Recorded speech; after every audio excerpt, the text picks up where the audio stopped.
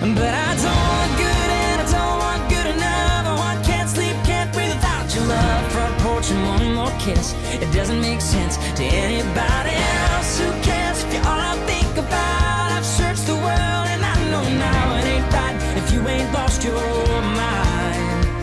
Yeah, I don't want easy, I want crazy. Are you with me, baby? Let's be crazy. Hunter Hayes, I want crazy. Dang straight I do. It's Dan RadioStyle. Hope everybody out there's having themselves a great day. We've got a good show, I think, it's going to be planned here. We're going to see how it plays out. But in the big picture, I feel like there was a little more fine-tuning that, one, I did today just in my own practice. Like, it's really paying attention to what's going on right now, and I'm trying to share these little nuances because I think they're helpful, and I really want people to start playing with these energies. That's one of the things that's fun about Law of Attraction for me is I get to experiment, and I get to see if something works a little different. And I get from a lot of people right now, without a doubt, there's an emotional attachment to whatever it is that we're trying to manifest. And of course, this works if you're trying to manifest something like money or a job or any of those kinds of things, not just love and those kinds of things also, but anything. It comes down to how we feel about that anything, how we feel about the possibility of doing that anything, how we feel about whether or not we're worthy of doing that anything or being with that anything. The feelings are critical. And when we pay attention to the moment to moment to moment, we'll find that that's where, we'll find that that's where a lot of our problems sink in. So many of us are focused on, am I imagining right? Am I doing my imaginal scenes before I go to bed? Should I keep doing the work? Am I living in the end? All these things. And we say we're living in the end. A lot of us think we're living in the end. But are we? What's our day-to-day? What are our moment to moments? What thoughts are we having moment to moment that might be contradicting what we're after? Or even better, which I think is really what I've been keying in on lately, what thoughts do we have that are creating bummer feelings in us? We're not feeling good when we think this way. Couple examples I'm definitely going to provide, but also someone commented today, and I just thought this was such a cool comment. I think it was Girl at the Beach that said this. I'm pretty sure it was her. And it was just well said. And if I'm wrong on who said it, I really, really, really apologize. And please, we'll correct this tomorrow, I'm sure. But anyway, I'm going to say this real quick because it kind of covers back into last show or the show before that. And it really does get into the feelings and the way we feel and the way we kind of get through our day-to-day and how, when we start paying attention to the way we're micro-thinking about things, if you will, when we start to pay attention to those moment-to-moment thoughts during the day and what they are and how we start feeling because of them, and when we then make changes to them, that's one of the funnest ones to notice because literally within 24 hours or maybe 2 days, you're going to notice you're going to feel different, you're going to feel lighter, you're going to feel better. You're probably going to get some sort of result from the universe saying, yeah, keep doing this. You're doing something right.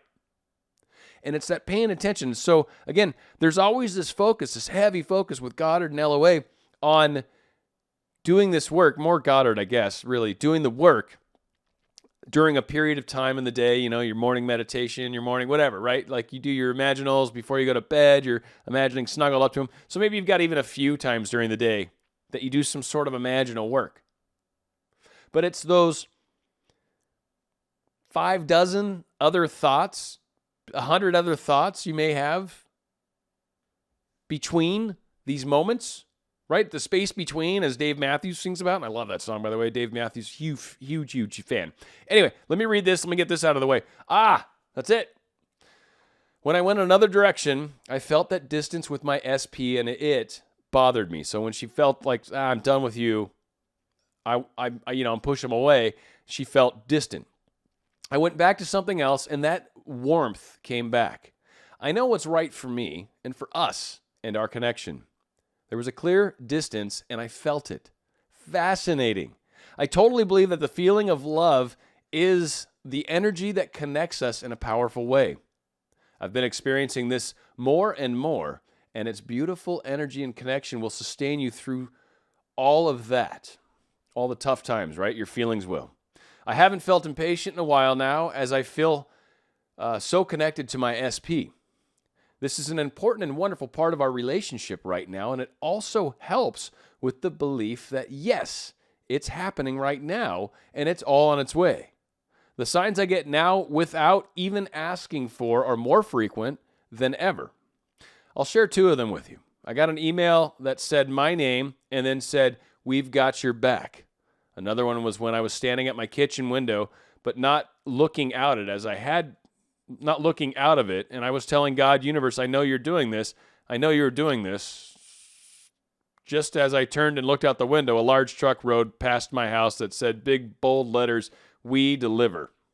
So she's seeing a lot of stuff when she finally gets her energy back in. So as she says here, I've also been having communication with my SP that shows we are more and more connected. I truly trust the process, and my love for my SP is growing and growing.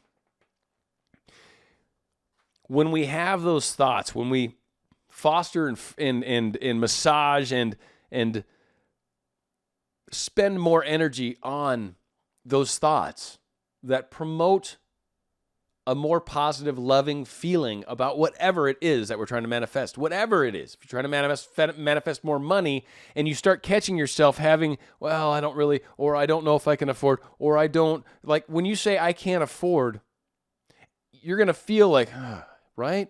It doesn't get you feeling in that way. You have to start looking at the way we're looking at things. Because if you're trying to create something that doesn't exist currently, you're not going to create it by thinking about the things that currently exist. Meaning, if my current reality is missing what I desire, if my current reality is without the thing I want, and I keep focusing on that and keep thinking about that and keep making thoughts in my mind about that, and I make discussions within myself about that, and I have communications with either this potential new boss I'm going to have, or my SP, or this person, like I imaginally have these conversations with them in my mind, right?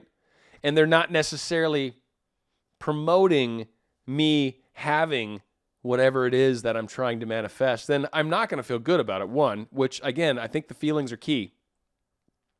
And 2, just the very nature of that thought process, you're not focusing on what you're trying to create, which is the other thing we frequently talk about. What do you wish to create?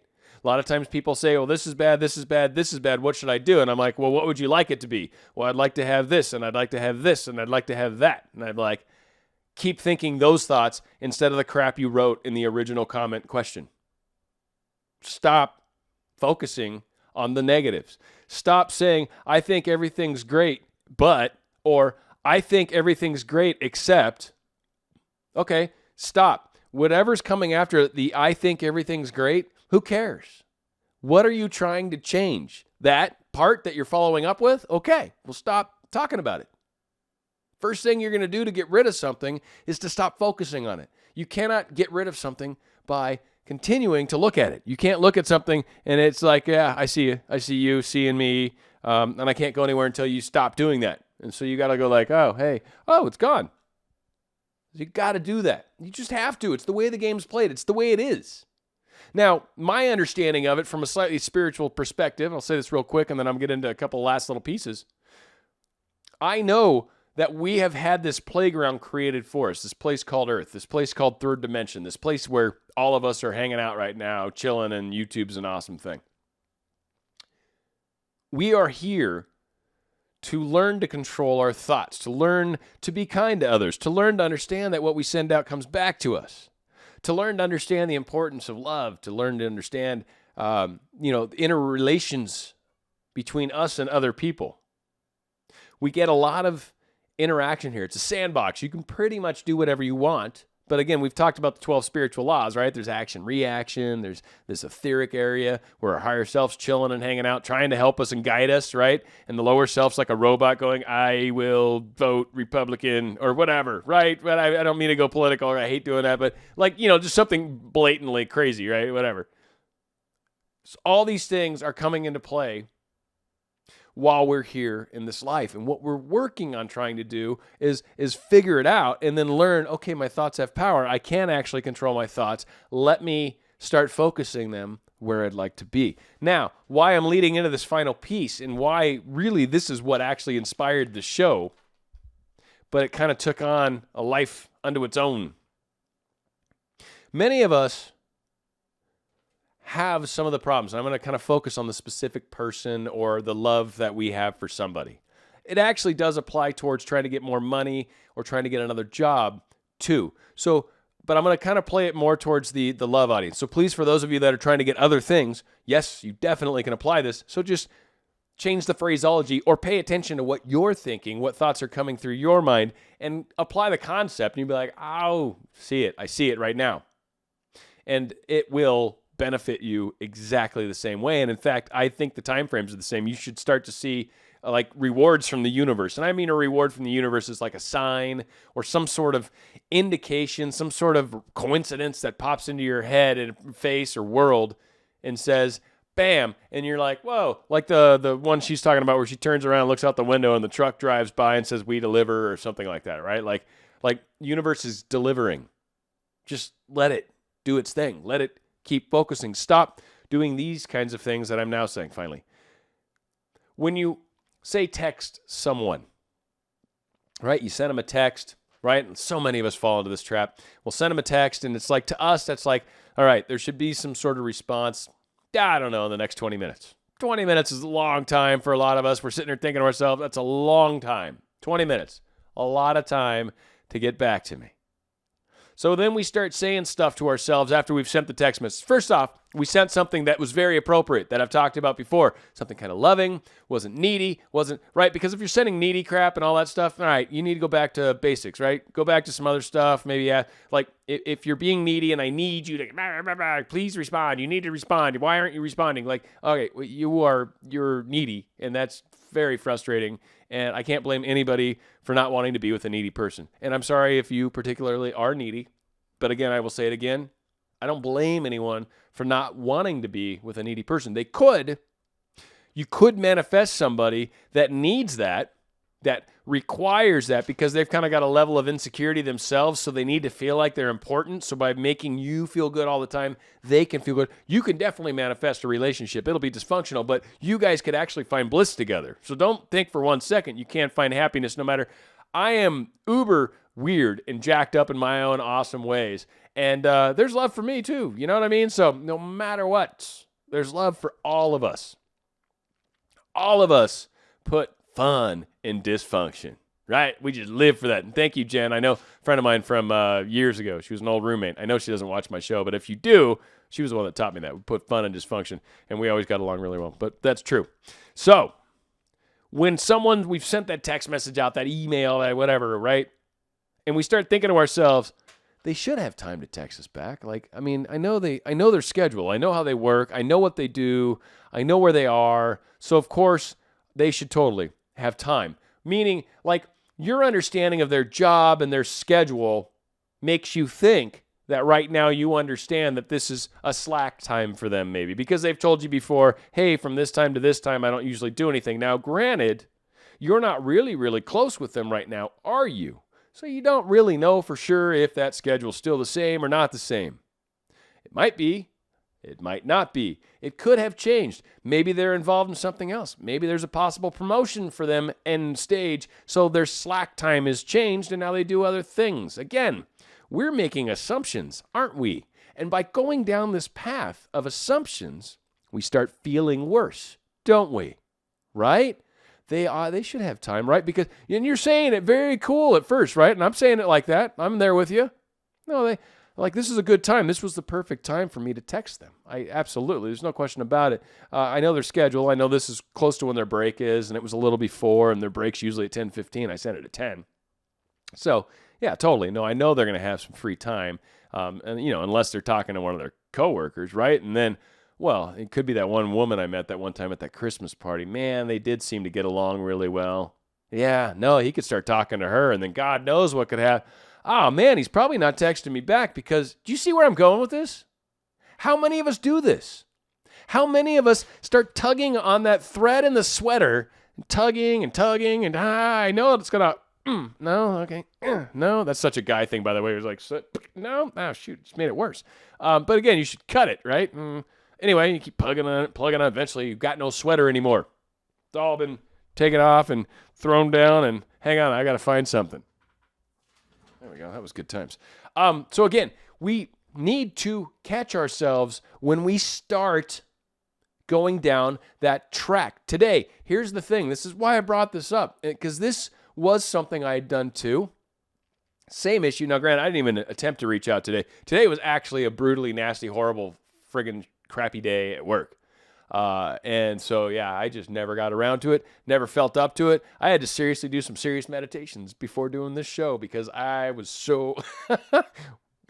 Today was an awesome day. And anyway, it just is what it is. It was not bad. It was just I wasn't able to help somebody, and after a lot of time spent, they're going to have to rebuild a system, and it's kind of their fault anyway, but it's like, I spent hours with them today, hours, and was not able to get their problem fixed so they could move forward. They now have to rebuild a workstation, which again, it's not going to take them as long. It should not take them as long to fix their problem now as I spent trying on, but I just felt bad being the one to say, I can't help you.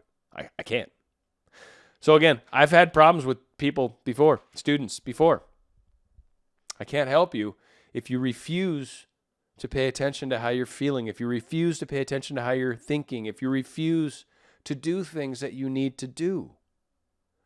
All I can do is lead the horse to water, if you will, but you can't make them drink. You can't. So this could even be a friend, right? Maybe you have a friend that you want to get into all this stuff. And the same thing can apply, by the way. You can start going down these crazy rabbit hole things. But you get to these points where you start asking questions like, how long can this take? Right? I don't mean that. I kind of didn't. I'm ditching the whole thing I was just going down. Getting back on track, essentially, because God knows where I was going just a moment ago. Focusing on the times we catch ourselves spinning off track like I just did right there. And I was doing it today. It's funny how that plays out. Anyway, I was doing it today. I was walking back in from my walk, and I started thinking about my SP and something. It was cool. It started off cool, and then it went down a different path, and I was like, whoa. And I literally caught myself after like sentence 1 or 2. And it was still in the reasonably flat part. Like it hadn't gotten negative yet anyway. And that's just, like I said, I'm proud of myself for doing it. But what I used to get out of it worked beautifully. And I was talking about it recently. The last show or the show before that is, I love you. And I love you, baby. It's cool. I love you too. And I know you love me. And everything is awesome. And boom, boom. Within that second, started soaring back where I was. And I caught it quick. And I caught it immediately. And I want more of us to start paying attention to what we're thinking. So many of us are like, I'm just venting. I'm sorry, but that's the same thing as focusing on it. I don't care why you're doing it. I don't care why you're doing it. If I light a flame under my hand, it does not matter why I'm doing it at all. If I complain about how it hurts or how I just caught my hand on fire or how, when it's ice frozen cold, now it just makes that one spot really, really hot and that hurts bad too. And I burnt my skin and didn't quite realize it. And now it's all gross. Well, I can't feel bad for you, dude. You were putting a flame to your skin. What is wrong with you? Right? So again, let's pay attention. Because all of us have the power in us. All of us have the power. I talked about one of the other 12 laws. How everything can be transmuted by a higher level way of thinking about it. All it takes is a higher level of love. Basically, there's 2 ways to look at things. Love or fear. That's it. Love or fear. When it comes to what you're trying to manifest, it really breaks down into love or fear. And if you love and you think that way, that's what you'll experience. If you fear and think that way, that's what you'll experience.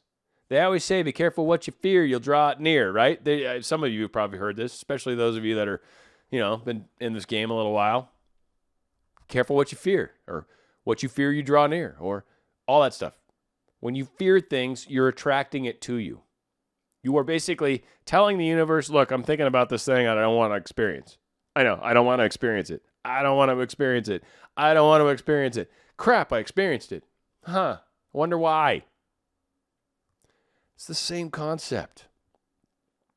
And what these thoughts do is they create feelings about things. And again, that's where I'm really at with this whole thing. So with my SP, by changing my thought process with the love, I love you, and going in that direction and feeling love for her at that moment, instantly my vibration changed to a loving, happier vibration.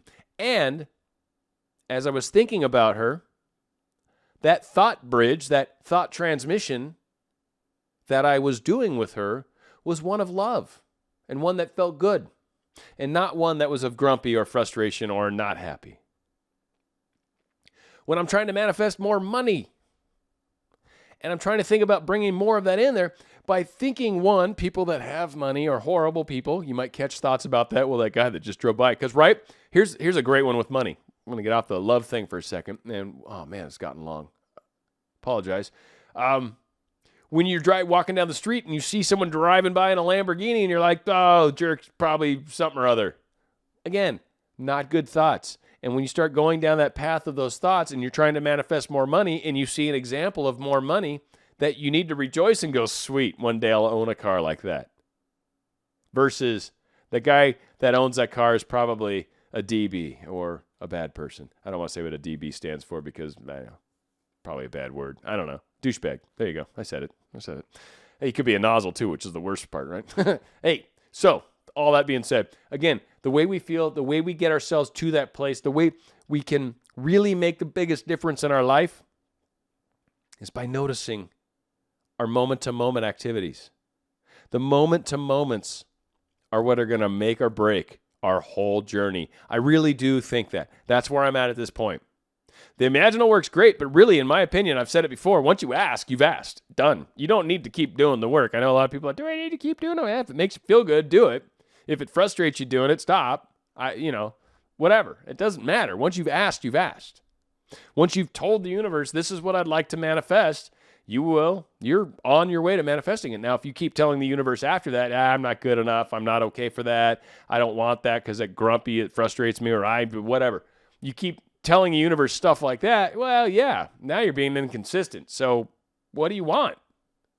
Do you want the negative or do you want the positive? What do you want? Focus on it. That is your responsibility. Focus on it. Trust me. Focus on it a little bit more than you currently are and tell me you're not noticing a difference. We get all sorts of people that leave comments that talk about how, oh, I totally am like seeing it now. It's amazing. And oh my gosh. And as I stay really cool. Now, granted, they may question it. 2 weeks later, they may have a moment of doubt and they might chime in and say, all right, I'm having a down moment. All right, well, just remember what you were doing a week ago.